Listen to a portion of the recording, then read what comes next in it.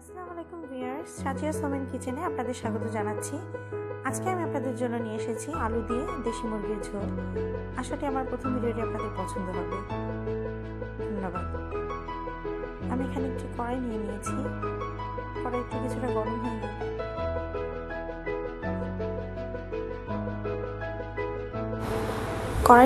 হয়ে গেলে আমি এখানে হাফ কাপ পরিমাণ তেল দিয়ে দিব।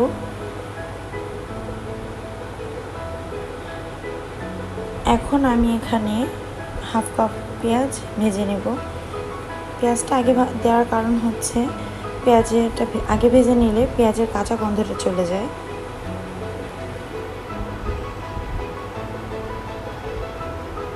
সবগুলো পেঁয়াজ দিয়ে দিয়েছি।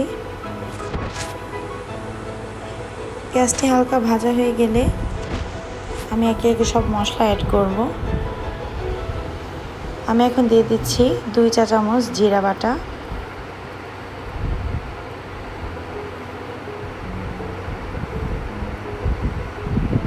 আর দিয়ে দিব 1 চা চামচ রসুন বাটা, 1 চা চামচ আদা বাটাও দিয়ে দিব। মাংসে সাধারণত বেশি মশলার প্রয়োজন পড়ে না। আমি এখানে শুকনো মরিচ বাটা ব্যবহার করছি, আপনারা চাইলে গুঁড়া মরিচও ব্যবহার করতে পারেন।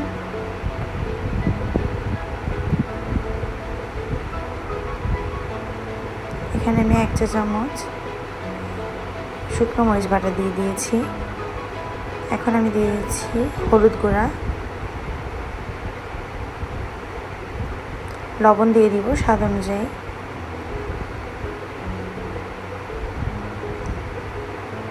এখন আমি মশলাটাকে ভালোভাবে কষিয়ে নিচ্ছি যাতে মশলার কাঁচা গন্ধটা দূর হয়ে যায়।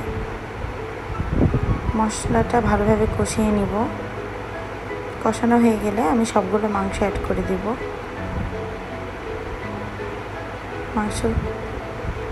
মাংসগুলো ভালোভাবে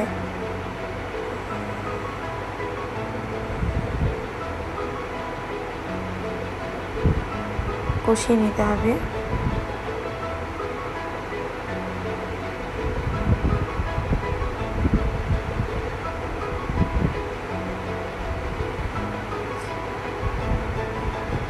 মাংসটা যত ভালো কষানো হবে রান্নার স্বাদটা কিন্তু ততই ভালো পাওয়া যাবে, তাই ভালোভাবে কষিয়ে নেওয়ার চেষ্টা করবেন।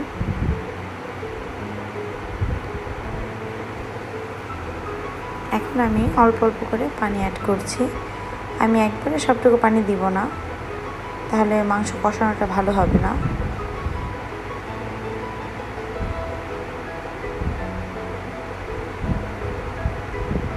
দেশি মুরগি রান্না করছি আমি, তাই আমার মুরগিটাকে ভালোভাবে কষিয়ে নিতে হবে।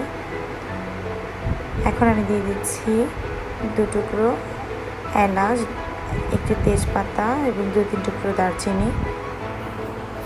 আমি গরম মশলা সাধারণত কম ইউজ করি, আমি অল্প দিয়েছি, আপনারা আপনাদের পছন্দ অনুযায়ী দিয়ে দিবেন।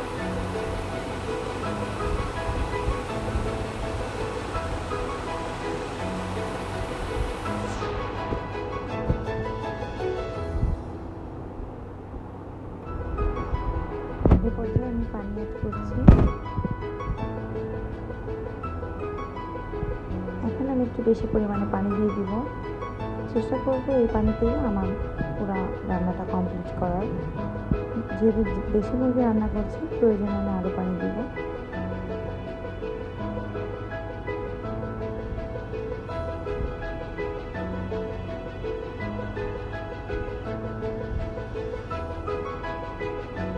এখন আমি একটু নেড়ে চেড়ে ঢাকনা দিয়ে ঢেকে দিব। আমি এখানে 15-20 মিনিট রেখে দিব যাতে আমার দেশি মুরগিটা ভালোভাবে সিদ্ধ হয়ে যায়।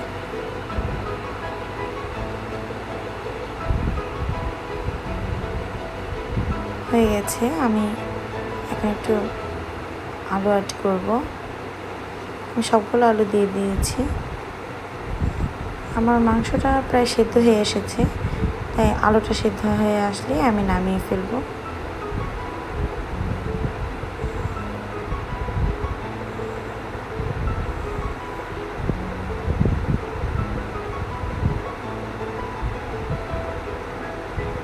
আমি আবার ঢেকে দিব।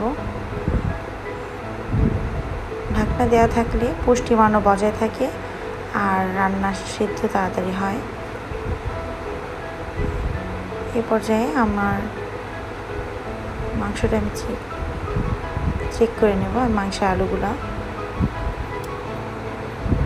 আমার আলুটা হয়ে গেছে।